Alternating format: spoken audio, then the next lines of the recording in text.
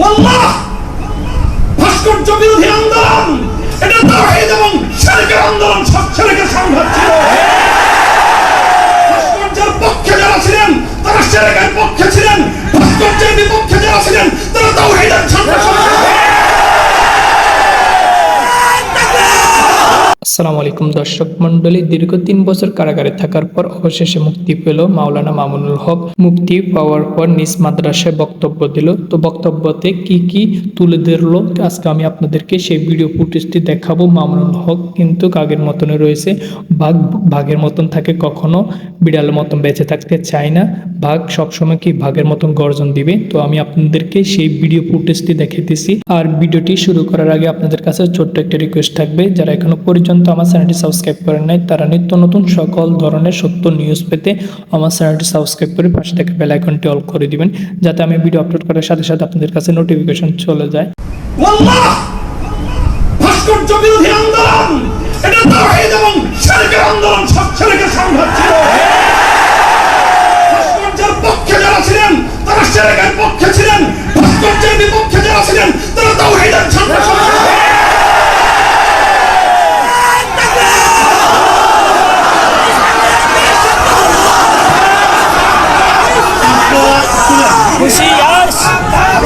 আমি আবার বলছি, এদেশে ভাড়াটিয়া থাকবো না, ভাড়াটিয়া হিসেবে থাকবো না। এই জমিনের মালিকানা সূত্রে এদেশে বসবাস করি। এই জমিনকে আল্লাহর জন্য মুক্ত করেই ছাড়বো ইনশাআল্লাহ। আল্লাহর দিনের বিজয়, সেটাই হবে আমাদের পরম প্রতিশোধ। এবং আমাদের যারা আমাদেরকে শত্রু ভেবে আমাদেরকে নিঃশেষ করার চেষ্টা করেছে, অপমান করার চেষ্টা করেছে, আমরা তাদেরকে সম্মানিত করে প্রতিশোধ নেব। আমরা তাদেরকে আদর্শের সোনালী পথে বরণ করে নেওয়ার মধ্য দিয়েই আমরা ইনশাআল্লাহ আমাদের আদর্শের বিজয়ের প্রতিশোধ গ্রহণ করব। যে আমার প্রতিটা কথাই এখন এটা অনেক বেশি পরিমাপ করা হচ্ছে, দেখা হচ্ছে যে আমি কি বলি। আপনারা যতটুকু মনে করতেছেন যে শুধু একটা কর্তৃপক্ষ দেখতেছে, তা না, দুইটা কর্তৃপক্ষ দেখতেছে। এবং একটা কর্তৃপক্ষ আরেকটা কর্তৃপক্ষ থেকে অনেক বেশি প্রবল। একটা জমিনের কর্তৃপক্ষ আর একটা আসমানের কর্তৃপক্ষ। আমি আপনাদের কাছে দোয়া চাই, জমিনের এই কর্তৃপক্ষ আসমানের কর্তৃপক্ষের প্রভাব যেন আমার উপর বেশি থাকে।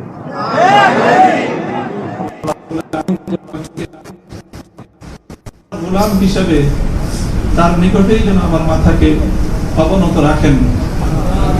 এই দোয়াটুকু আপনারা সকলে আমার জন্য নিভৃতে একান্তে করবেন। দ্বিতীয় কথা, এখানে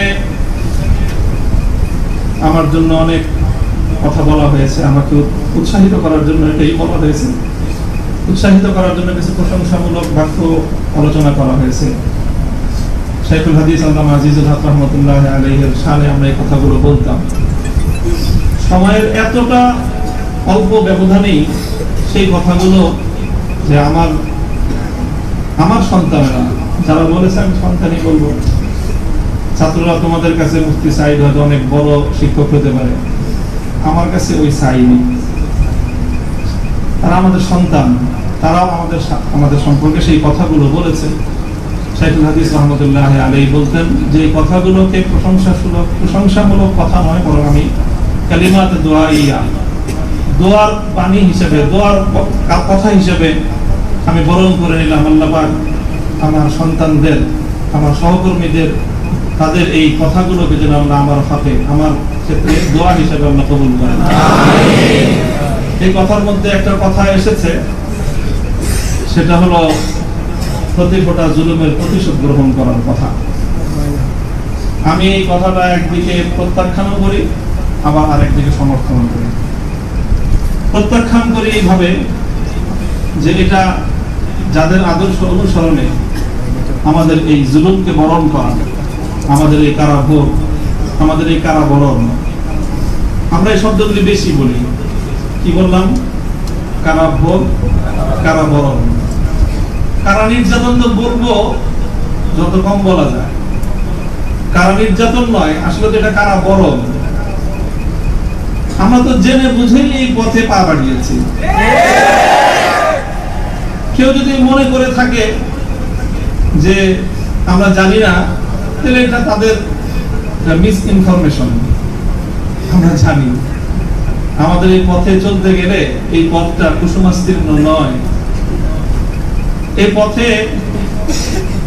পথে লাল গালিচা থাকে, কখনো কখনো প্রতীকী অর্থে লাল গালিচা থাকে, তবে সেই লাল গালিচার লালিমাটা যতটা না গালিচার রং দিয়ে লাল হয়, তার চেয়ে বেশি লাল হয় ভাইয়ের শাহাদাতের রক্তের মাধ্যমে।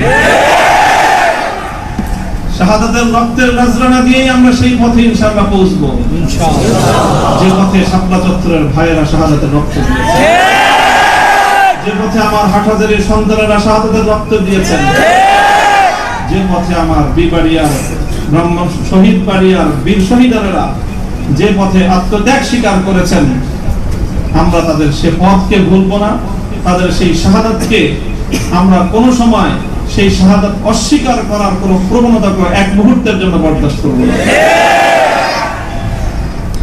শহীদ হয়েছে আমার ভাই, সরি বলেন, বাংলায় না বলতে চান দুঃখিত, দুঃখিত যদি বলতে না চান আপনাদের প্রিয় ভাষা ইংলিশেই বলেন, তবে কি বলেন?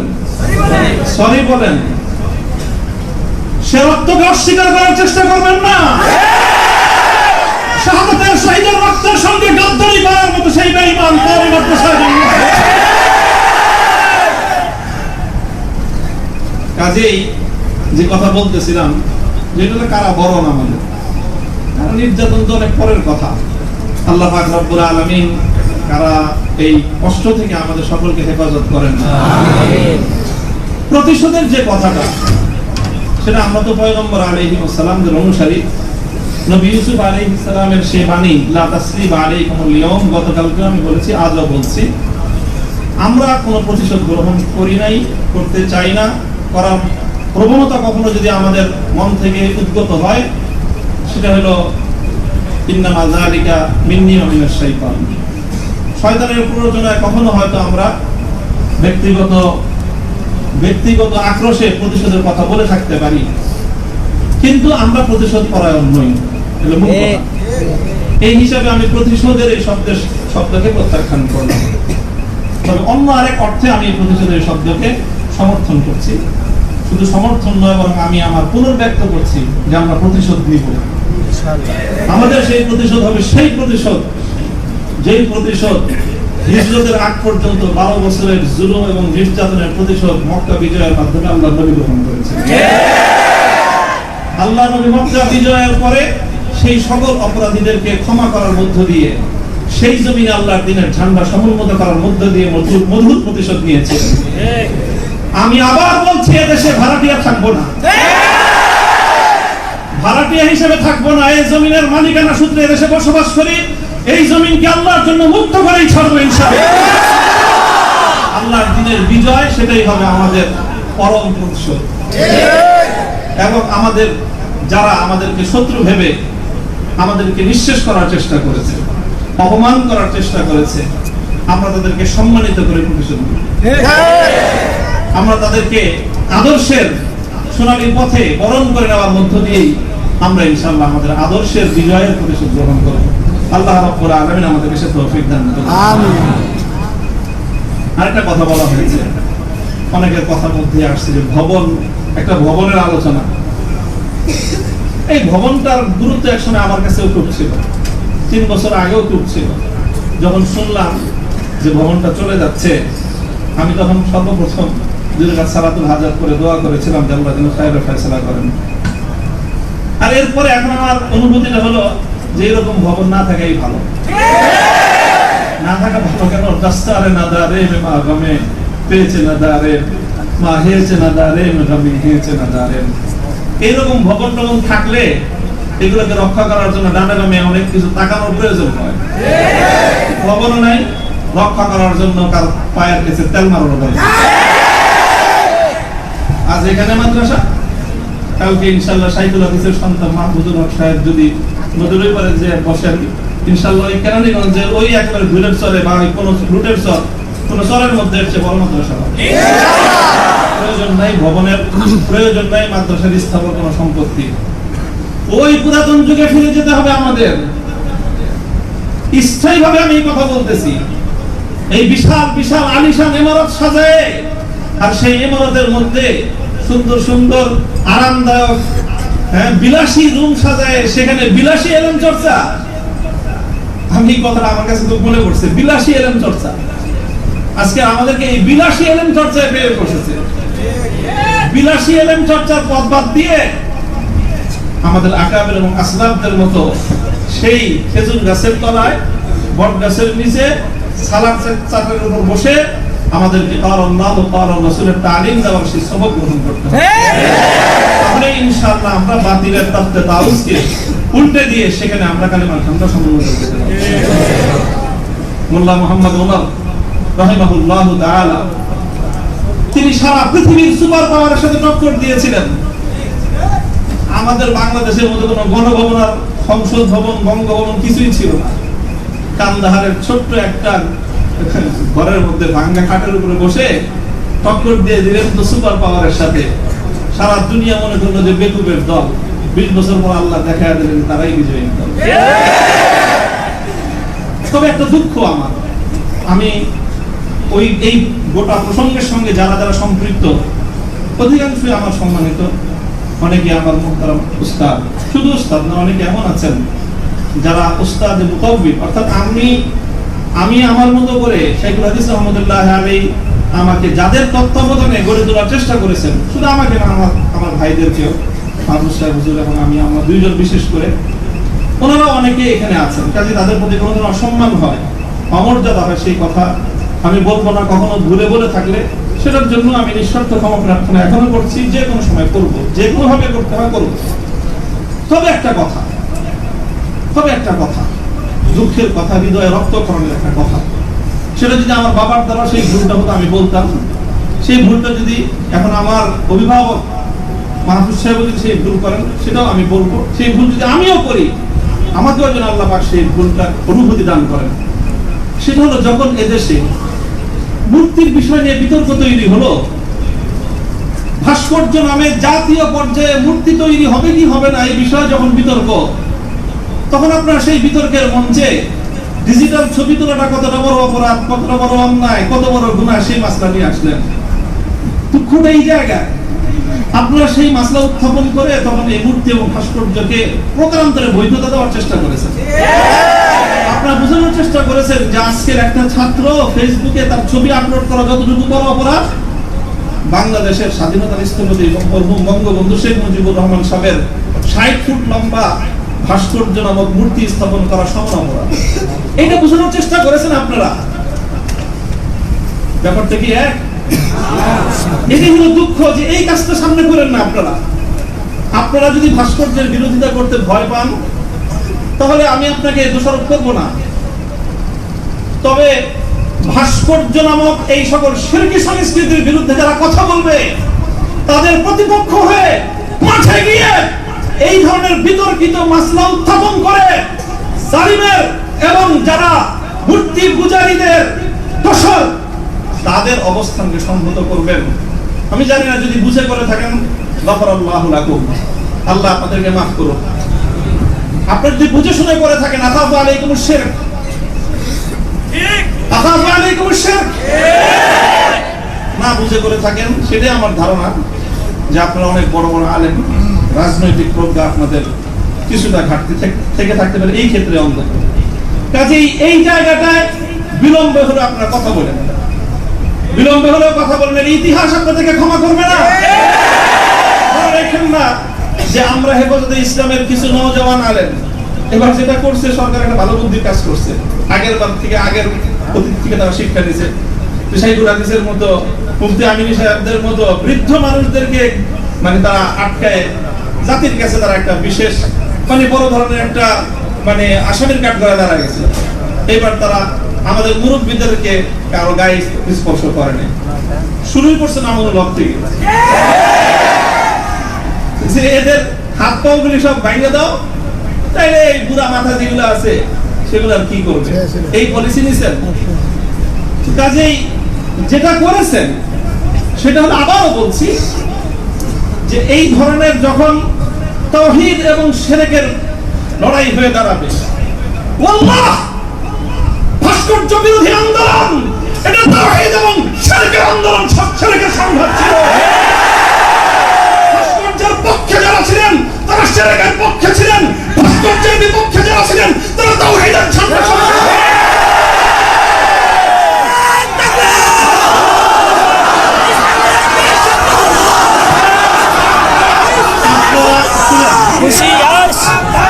বলছি। ভাস্কর্যের পক্ষ বিপক্ষের এই লড়াইকে একজন মরহুম মুসলিম নেতা, মরহুম বঙ্গবন্ধু শেখ মুজিবুর রহমান সাহেবের ব্যক্তিত্বকে মাঝখানে এনে বিষয়টাকে ভিন্ন রং দেওয়ার চেষ্টা করা হয়েছিল। আমরা তখনও বলেছি, আজও বলি, ভবিষ্যতেও বলবো, ভাস্কর্য এটা বঙ্গবন্ধু শেখ মুজিবুর রহমান সাহেবের, শহীদ প্রেসিডেন্ট জিয়াউর রহমান সাহেবের, সেটার আমরা কোনো পার্থক্য করি না।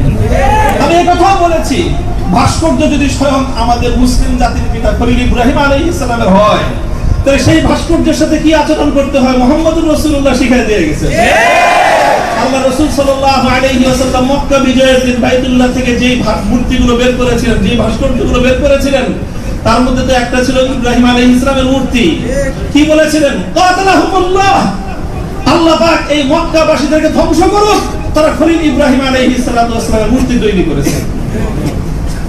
আমাদের কথা আপনাদের পছন্দ হলো না, আমি বললাম যে ভাস্কর্য বানায়েন না, এটা বানালে বঙ্গবন্ধু যদি মুসলিম হয়ে মারা গিয়ে থাকেন কবরে তার শাস্তি হবে। তো আপনারা মনে করেন আমরা বঙ্গবন্ধুর বিরুদ্ধে বললাম, আসলে বলি নাই বিরুদ্ধে। তিনি যদি, আবারও বলছি, যদি আল্লাহ তাকে ঈমানের সাথে খাতেমা দিয়ে থাকেন, আমি জানি না তার কি অবস্থায় মৃত্যু হয়েছে, সেটা কেউ বলতে পারবে না, তাহলে তার ভাস্কর্য, তার মূর্তি তৈরি করাটা এটা তার সঙ্গে চরম বিশ্বাসঘাতকতা। সর্বশেষ কথা হলো এই, খলিল ইব্রাহিম আলাইহিস সালাতু ওয়াস সালামকে যখন এই মূর্তি বিরোধী আন্দোলনের, মূর্তি বিরোধী কার্যক্রমের পরিণামে নমরুদ কি করেছিল? অগ্নিকুণ্ডে নিক্ষেপ করেছিল। এটা সবাই জানি আমরা, কিন্তু অগ্নিকুণ্ডে নিক্ষেপ করাটা এটা নমরুদের প্রধান শাস্তি ছিল না। নমরুদ ইব্রাহিম আলাইহিস সালাম থেকে যে প্রতিশোধটা গ্রহণ করেছিল সেটা কিন্তু প্রধান এটা ছিল না যে নাকি কি করেছে, আগুনে নিক্ষেপ করেছে। আরে খলিল ইব্রাহিমকে আগুনে নিক্ষেপ করে আর কি প্রতিশোধ দিবে? যে বেটা তার প্রাণাধিক প্রিয় সুপুত্রকে আল্লাহর জন্য হাসি মুখে কোরবানি করতে চায়, তার নিজের জীবনের দাম তার কাছে আর কতটুকু, তার কি মারবে আর কি জ্বালাবে? সবচেয়ে বড় যে জঘন্য কাজটা নমরুদ করেছিল সেটা হলো ইব্রাহিম আলাইহিস সালাতু ওয়াস সালামকে অগ্নিকুণ্ডে নিক্ষেপ করার আগে ওনাকে বিবস্ত্র করে ফেলেছিল, ওনার সারা শরীর থেকে কাপড় খুলে ফেলেছিল, বাংলায় বুঝেন নাই, উলঙ্গ করেছিল। আল্লাহ পাক রব্বুল আলামিন ইব্রাহিম আলাইহিস সালামকে জন্য একটা পুরস্কার দিলেন। সেই পুরস্কারটা আল্লাহর নবী বলেছেন, আউয়ালু মান ইউসা ইয়াউমাল কিয়ামাতি ইব্রাহিম খলিলুল্লাহ। ও ইব্রাহিম, মূর্তির বিরুদ্ধাচরণ করার কারণে মূর্তি পূজারীরা তোমার শরীর থেকে সম্মানের আবরুর কাপড় খুলে নিয়েছে। কিয়ামতের দিন যখন সমস্ত মানুষ বিবস্ত্র থাকবে, সর্বপ্রথম আমি তুমি ইব্রাহিম খলিলকে কাপড় পরায়ে সমস্ত মানুষের সামনে সম্মানিত করব। আমার কেন জানি মনে হয়েছে আমি একজন অপরাধী, অনেক অপরাধের শেষ নাই, আমার ভুল ত্রুটির কোনো শেষ নাই। ওই যে বললেন না আব্দুল বাসিদের 42টা মামলা, মামলার তো অভাব নাই, যে কোনো মামলায় ফাঁসি দিতে পারেন, ফাঁসি দিতে তারা অন্য কিছু লাগে না। আদালতে দাঁড়ায় এক মহিলা আইনজীবী বলে, আরে বিচার করার জন্য এত কিছু লাগে নাকি আমাদের? এর চেয়ে কত হালকা সাক্ষ্যতে আমরা মানুষের বিচার করে ফেললাম। ওপেন আদালতে বলতেছে এই কথা, বিচার করার জন্য খুব কিছু লাগে না। হত্যা মামলা কতগুলো আছে আমার না, ছিনতাই মামলা আছে, পকেট চুরির মামলা আছে, চুরির মামলা আছে, সব মামলাই তো আছে। যে কোনো মামলা দিয়ে ফাঁসি দিয়ে দিতে পারেন। আপনারা চেষ্টা করেছেন বিবস্ত্র করতে চেষ্টা করেছেন, তবে একটা জিনিস ভালো করেছেন, আপনারা যেই কেসটাকে বিবস্ত্র করার জন্য বেছে নিয়েছেন সেই কেসটা ছিল একটু দুর্বল। আগামী 50 বছরের জন্য ওলামায়ে কেরামের বিরুদ্ধে এই ষড়যন্ত্রের দুয়ার রুদ্ধ হয়ে গেছে। আপনারা যদি এই ধরনের ষড়যন্ত্র করতে থাকেন, জাতি আবার নতুন করে বলবে, এতদিন বলতো ইউসুফ আলাইহিস সালামের বিরুদ্ধে যে ষড়যন্ত্র করছে, মামুনুল হকের বিরুদ্ধে সেই ষড়যন্ত্র, সামনে বলবে মামুনুল হকের বিরুদ্ধে যে ষড়যন্ত্র হয়েছিল, আব্দুল্লাহর বিরুদ্ধে সেই ষড়যন্ত্র। আমি আপনাদের কাছে দোয়া চাই, আল্লাহ রাব্বুল আলামিন যেন আমাকে এটার বিনিময়ে ইব্রাহিম আলাইহিস সালাতু ওয়াস সালামের সঙ্গী করে কিয়ামতের দিনে আমিন। আল্লাহ পাক রব্বুল আলামিন আপনাদের সকলকে জাযায়ে খায়র দান করুন। আর অনেক বড় কথা আছে যে আমার এই সম্পূর্ণ এই যে আমার বিরুদ্ধে এত কিছু, এত বড় অভিযোগ বা এতটা মানে নিষ্পেষণের শিকার আমি কেন হলাম, এই কারণটা এখন আমি বলবো না, তবে আপনাদের সকলকে বলবো বাবরি মসজিদের জন্য আপনারা দোয়া করবেন ইনশাআল্লাহ। ওয়া আখিরু দাওয়ানা আলহামদুলিল্লাহি রাব্বিল আলামিন। দর্শক মন্ডলী, এতক্ষণ পর্যন্ত আপনারা মাওলানা মামুনুল হকের বক্তব্যটি শুনলেন। তো বক্তব্যটি কেমন লেগেছে অবশ্যই আপনাদের মূল্যবান মতামত কমেন্ট বক্সে জানাবেন, আর ভিডিওটি বেশি বেশি শেয়ার করে দিবেন, সবাইকে দেখার সুযোগ করে দিবেন। তো আজকে ভিডিওটি পর্যন্ত, দেখা হচ্ছে অন্য কোনো ভিডিওতে। ততক্ষণ পর্যন্ত ভালো থাকুন, সুস্থ থাকুন, সবাইকে আসসালামু আলাইকুম।